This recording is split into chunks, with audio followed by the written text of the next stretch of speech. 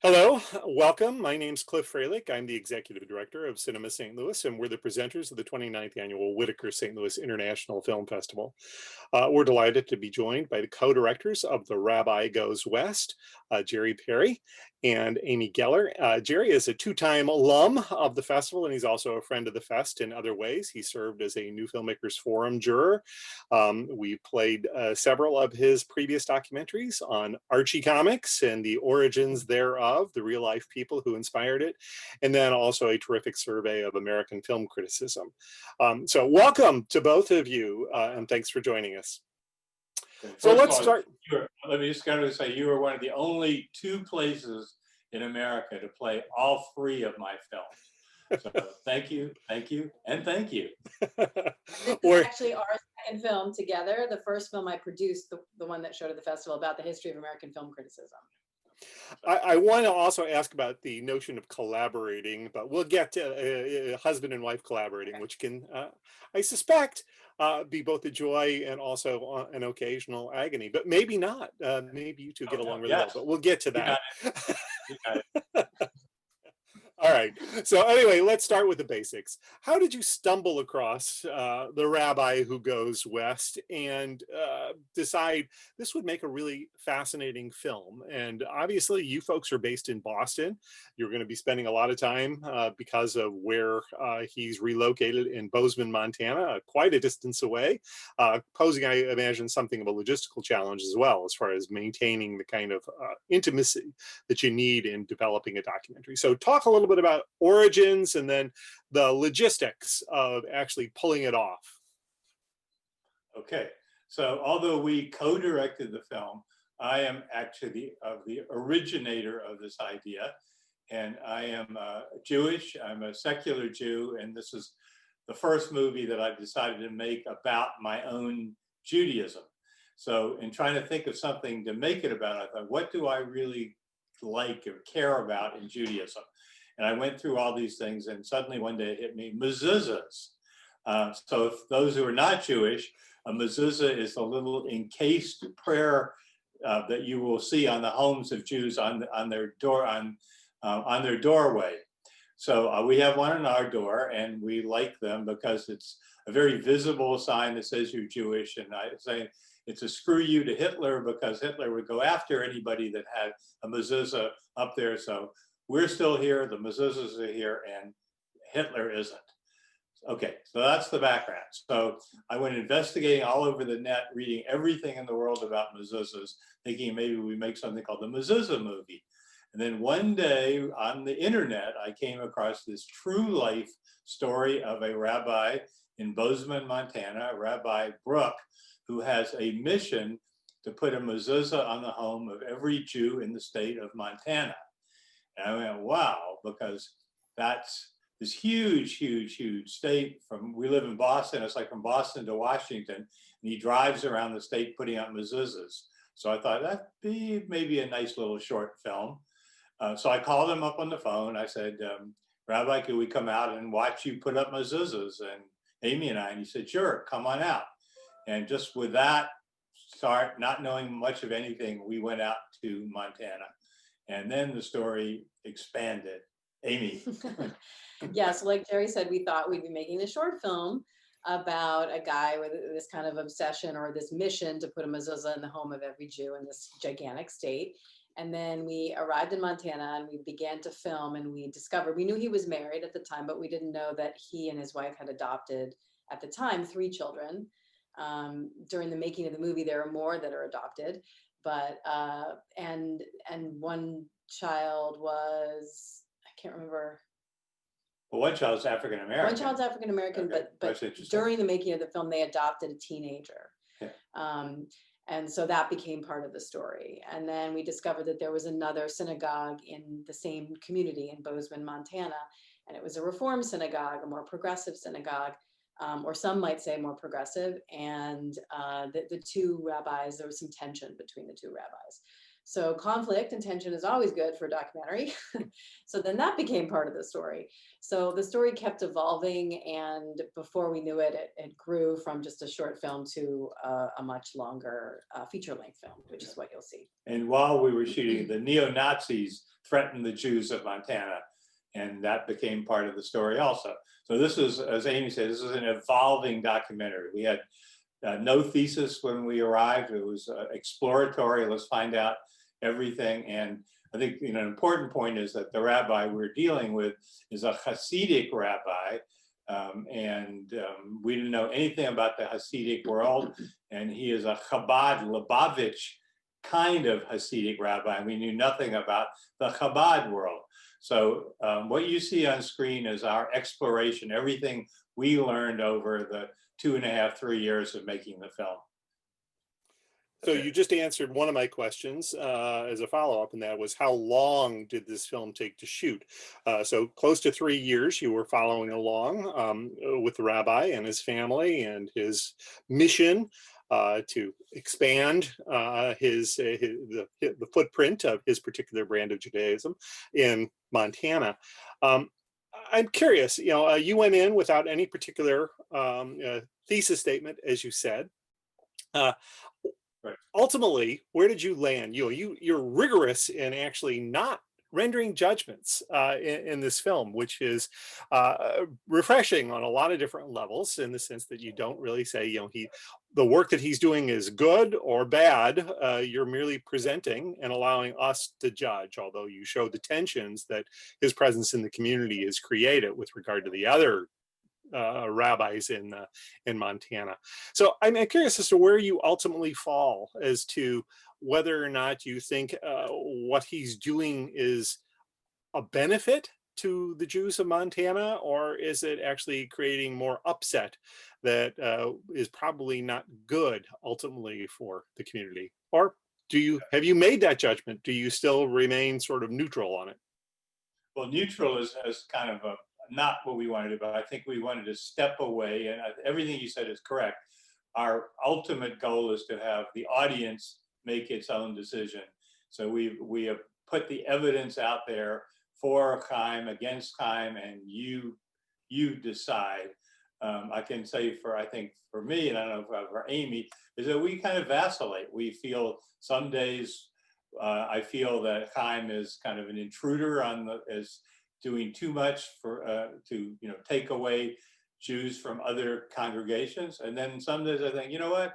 It's actually up to everybody to decide whether they want to become, join his synagogue or not. So I don't know. So I think what we like about it, I think it's that it turned out to be very, very ambiguous and very complicated. There have been a bunch of movies about the Hasidic community, documentaries, which have been very, very one-sided. They've just said the whole world of Hasidism is awful. It's a cult. Everybody is in it is in terrible shape, and hooray for people who try to escape. And those movies are, they're good, but they're very easy because the assumption of the audience, secular audiences, they feel the same way. So our movie is really trying to expand the consciousness of an audience, and especially a secular audience, to say, wait a second, maybe there's something to the Hasidic world. Let's think about it for 90 minutes, 78 minutes. And I'll just add that, what really surprised and delighted me was that there were so many different ways of being Jewish, of worshiping as a Jew in such a vast state of Montana with such a small Jewish population. I mean, my misconception was that there would be no Jews in Montana at all, let alone all these different, ways of worshiping. And so that was really wonderful to see. And it was also wonderful to see that the congregants felt very comfortable kind of floating in and out, going back and forth between these different congregations. So for the congregants and for the community, they like that there were options. And I think that that's a really wonderful message for, me in a community where I feel like if you belong to one synagogue, that's your brand, that's who you are. And there's not a lot of kind of floating back and forth.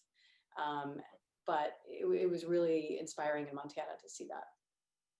And obviously the competing rabbis, the ones who are concerned, obviously, about congregants being poached, essentially, and losing them. And it's a turf battle, but by the same token, I can understand their serious issues in the sense that it's a small population.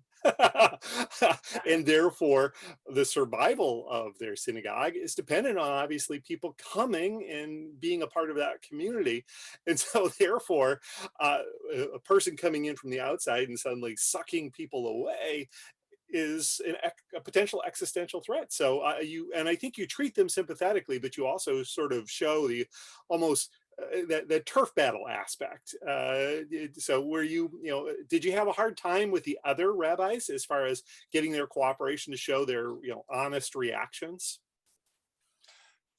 Yeah, Well, well, I think when people watch the film, they think, I've often heard people say, God, this is really good. And everybody was so friendly and you got along with everybody. And the answer is absolutely the opposite, was that everybody was correctly suspicious of us because they had no idea what our agenda was, or we had a secret agenda, if we were going to sell them out.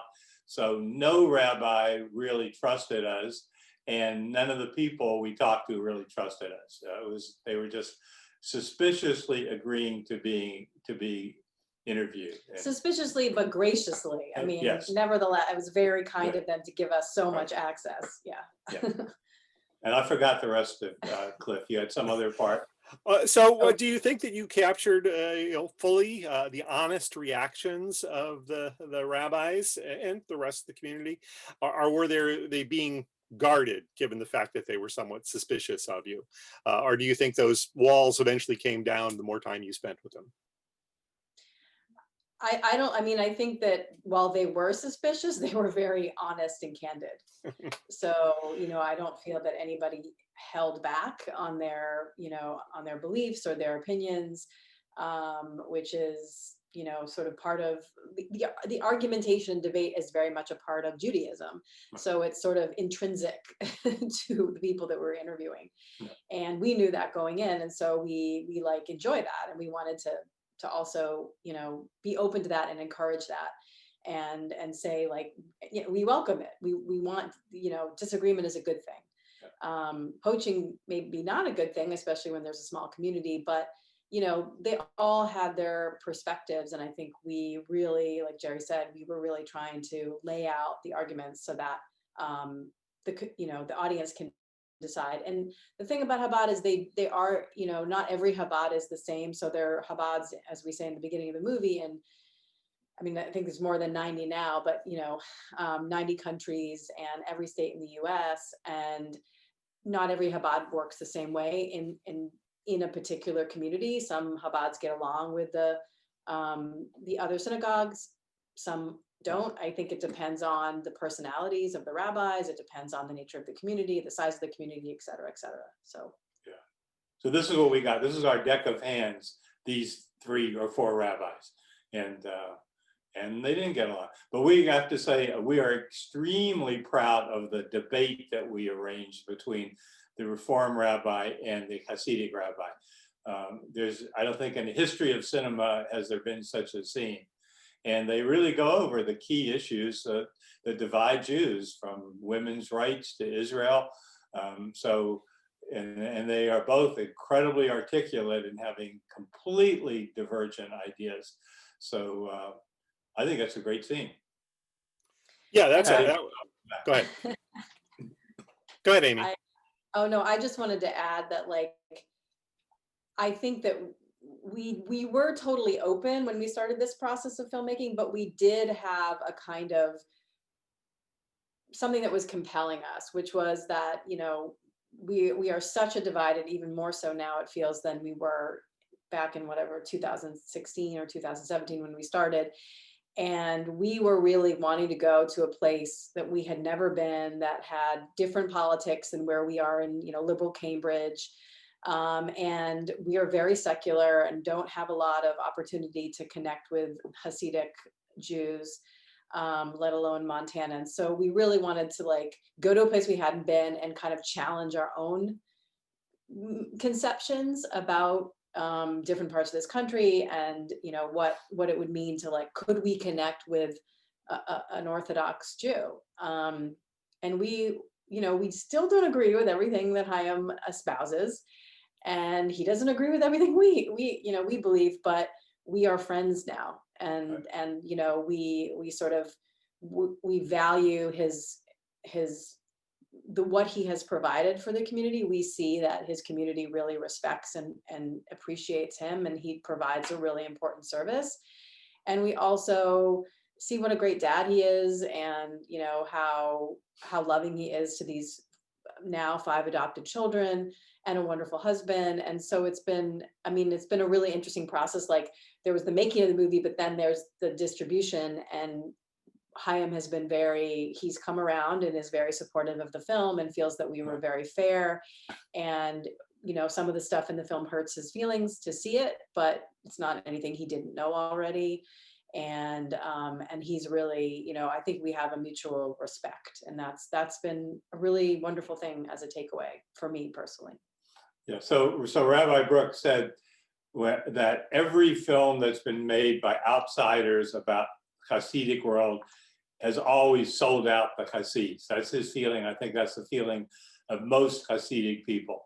So he was pleasantly surprised that we made certain pledges that we would not sell his family out, we would not sell his congregation out, we would not sell out their religion. But we could criticize him in the film, and that's exactly what we did. So he now goes around trumpeting our film as the only film ever that's been fair to the Hasidic world, and that's quite a compliment. We like that.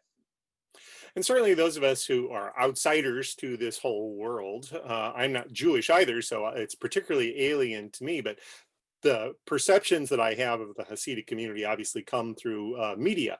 And you're correct. I mean, it's almost always skewed in the negative way. One of the things that was surprising to me about this film is not only the even-handed treatment that you give, but also, even though he's highly Orthodox, he's also unorthodox. He's not what we're expecting as an audience encountering someone who is a Hasidic rabbi. Did you also keep finding that as he sort of unfolds in front of you and reveals new aspects and facets of his personality and thoughts? Yeah, I think, like, he and his wife Javi are truly pioneers, which is why Montana worked perfectly for them, as a place to choose to be, to choose to set up a community and to call home, essentially. So yeah, so he's really is pushing boundaries, but he's also a strict Orthodox Jew. So there's certain boundaries that he's pushing, but it's within a framework of allowed boundaries that you can push. But it was pretty, he not every Chabad rabbi is the same. So I think that he is like funny, charismatic, undaunted. He will talk about anything with anybody. He's just fearless when it comes to what he believes, and he's willing to have hard conversations with people. And I think that that's again, something that, maybe because we live in a bubble, I don't know if other people feel this way, where you are all from, but it just feels like those conversations don't happen that frequently in the circles that we travel in. And even less so during COVID, of course, because we're not seeing as many people physically. But yeah, so he's willing to have those. He talks about, being stopped at a gas station. He's wearing his yarmulke, and he's got a bunch of things that indicate he's a Jew, and he's stopped at a gas station by somebody, or they're looking at him funny at a gas station, and he walks over to them and he says, like, I notice you might be curious about why I'm wearing these things. And he says, I'm Jewish. And then they say to him, like, oh, I've never met a Jew before. And then he uses that as an opportunity to have a conversation about, like, here I am, I'm a friendly guy, I'm not some weird guy with horns in a corner, and sort of dispel a lot of myths that I think still persist, sadly. And that's what's incredible about him, and is something I really admire. Yeah, when you cast a documentary, it's an obvious point, but it should be made again and again. It's just like casting a real film. If you cast the wrong people in your documentary, you got a bad documentary. So we really lucked out with Rabbi Chaim because he's kind of a wild and crazy guy in a really wonderful way. He has said himself that some other rabbis are, quote, scared of their own shadow.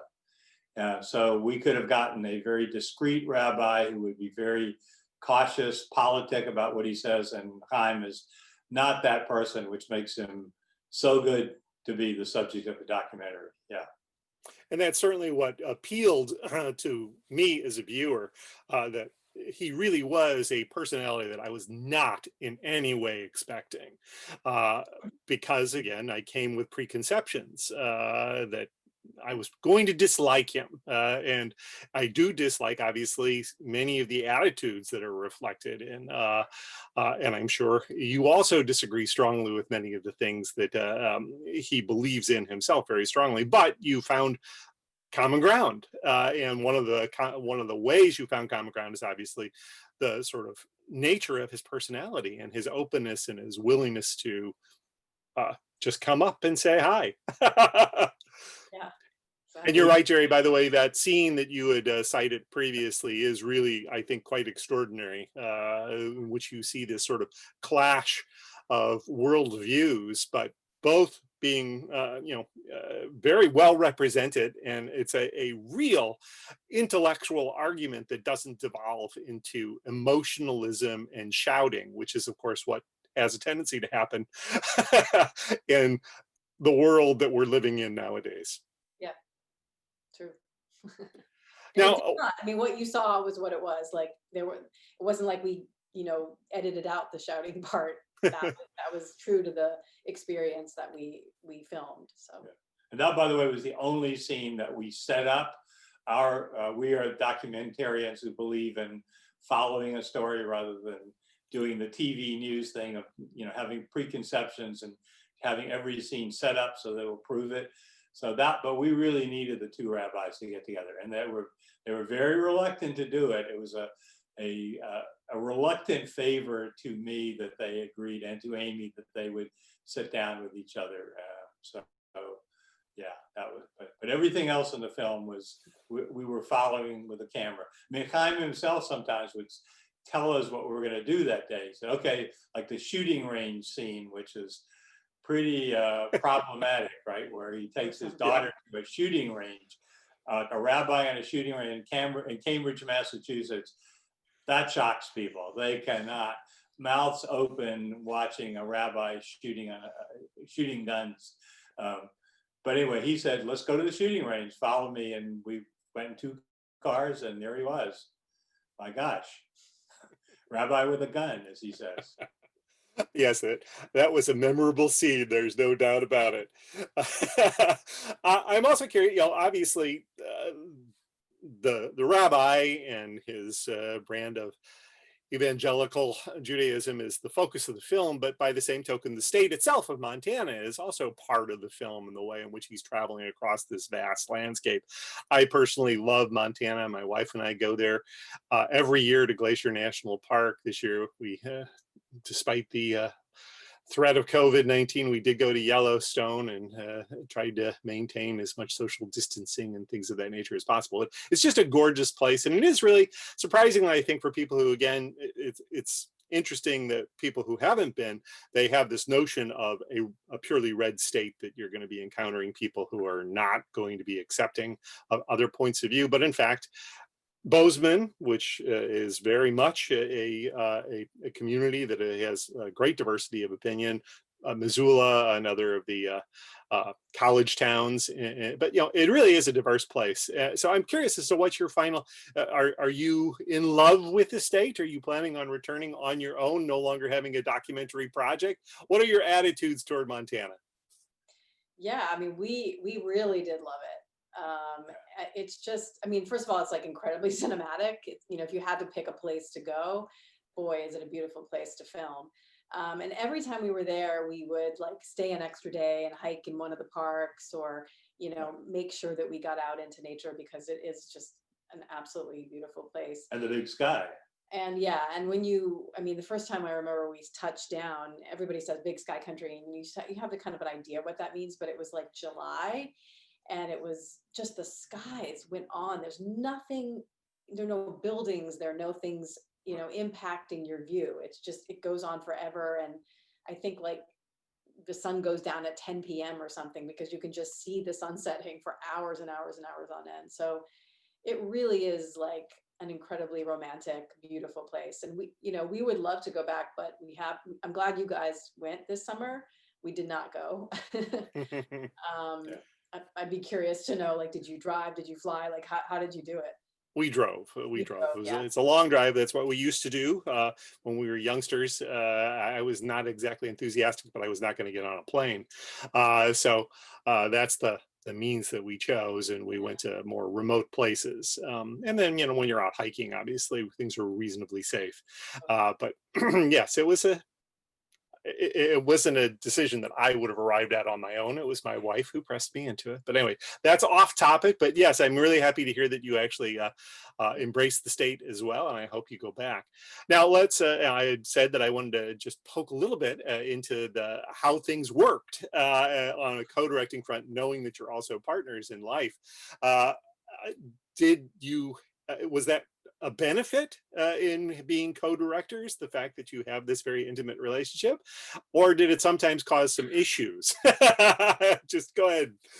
Maybe we'll get some diversity of point of view here too. So because we had worked together before, and as a producer director, that was actually way more tense, because naturally the producer is worried about the budget and trying to keep things on schedule, and the director is always thinking creatively and wants more time and more money to do understandably what they want. And the producer in that case, while I had a lot of creative impact on the film, I wasn't the decider. The director is really, whatever you see on screen are the choices of the director. So I felt that we started this project, and actually I wasn't co-directing. And at some point very early on, Jerry said, "You're so creatively involved in this. You're helping to do all the interviews. You're setting up all the shoots and figuring out what the scenes are. Like, this is silly. You should be co-directing." And so I said, "Of course, yes, I will be happy to do that. But that means that we have to agree. Like, we're going to have to both agree to whatever the editorial decisions are. Like, that's both us deciding and agreeing."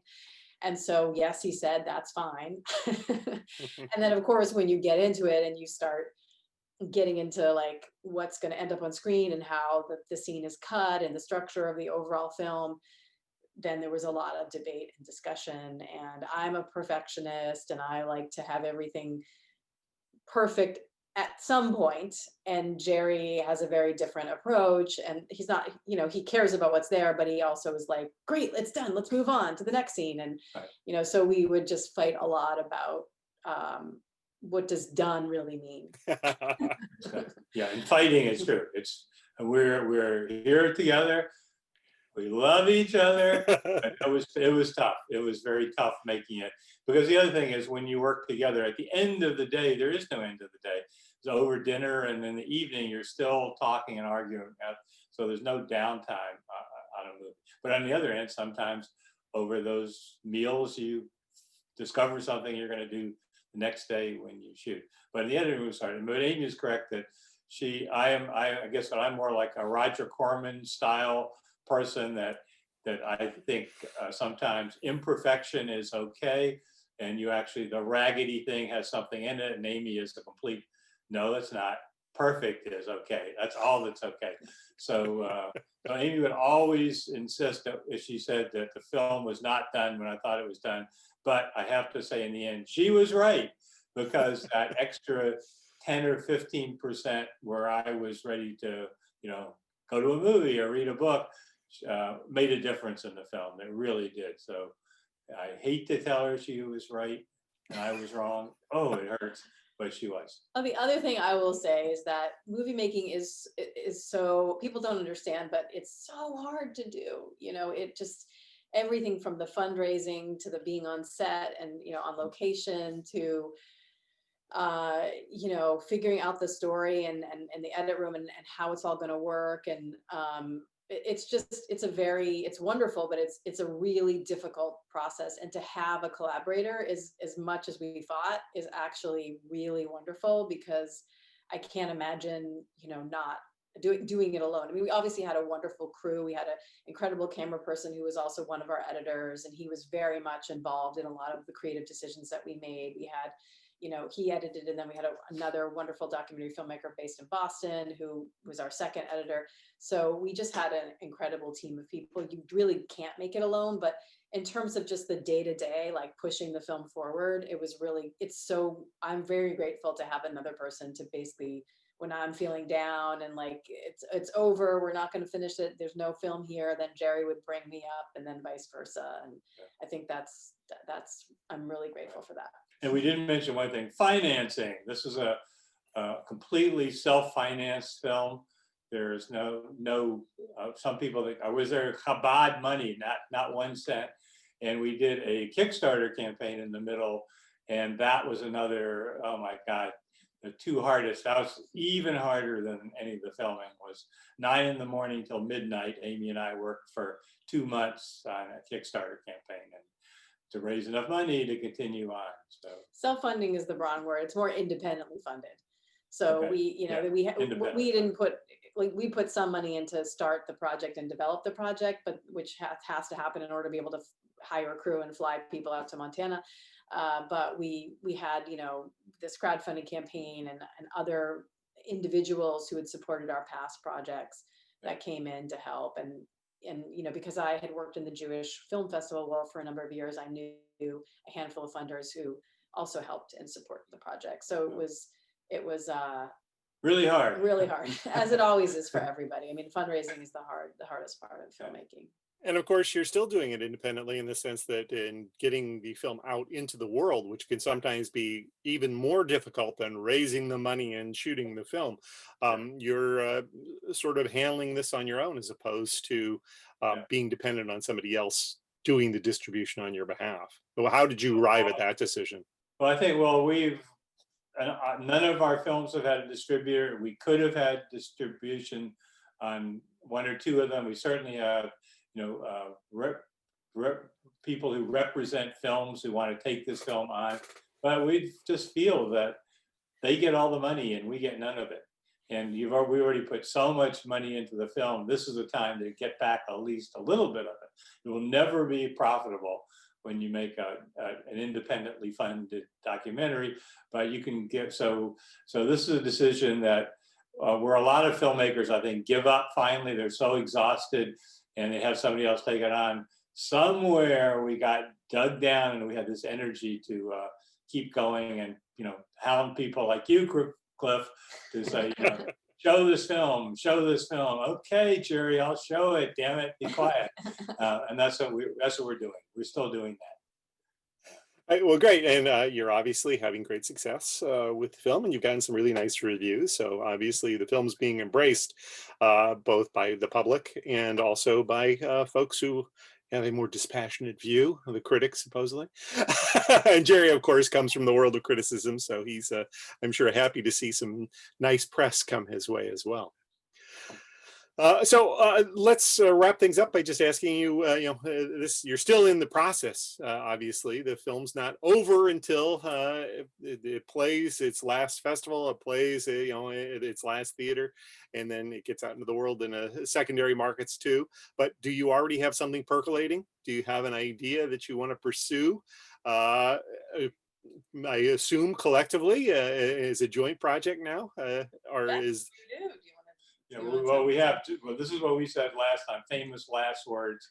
We have a short film in mind, but I think this really is a short film. I think so. One of the rabbis, when you see our film, his name is Alan Setcher, who is the senior rabbi of the state of Montana, who's 85, 86 years old. So he called me about 2 months ago or 3 months ago and said, Jerry, I have a favor to ask. While I'm still on this earth, someone needs to tell my story, and could you film it? So his story, and this is what we're working on, is a film. And anybody that's out there, we always just applaud. If anybody wants to invest in a movie out of it, it's not you're going to make your money back, but an important film this is it. So he was one of 16 rabbis who Martin Luther King invited in 1964 to come to St. Augustine, Florida, and to help integrate the city of St. Augustine. And this was before Selma, and it was actually even a worse place than Selma, more violence. The sheriff was a member of the KKK, and these wonderful rabbis, including Alan Sitcher, came down, and for 3 days they were part of the demonstrations, and they spent a horrible night in jail, and they wrote an incredible document while they were in jail, Why We Went, which tells of the need for Jews because of the Holocaust to help other people. And it's a very important story for something that we care about in the Black Lives Matter period, is that Jews and African Americans, we want to work together to bring justice to America. So this is kind of a forgotten story of when this happened. And it's a lesson for today about the wonderfulness of a really good alliance on an issue of social justice. So that's the film that we are trying to make, to tell the story of the St. Augustine rabbis, the largest group of rabbis ever in America to be arrested en masse. That's it. Well, we'll look forward to playing that film at a future St. Louis International Film Festival. Yeah. I have no doubt Jerry will be harassing me to ensure that happens. Leave a slot. Leave a slot. All right. Well, thanks so much for taking the time to chat about The Rabbi Goes West. And I hope that we'll be able to, again, have you back in person at some point with a new film, perhaps. Yep. I'm presuming that maybe Why We Went is a working title of the film. We'll see what eventually emerges. Perhaps. We're dealing with a few, but that's a good one. Yeah. All right. Well, great. Thanks again. Very much appreciated. Thanks. Bye, everybody. Thanks very much.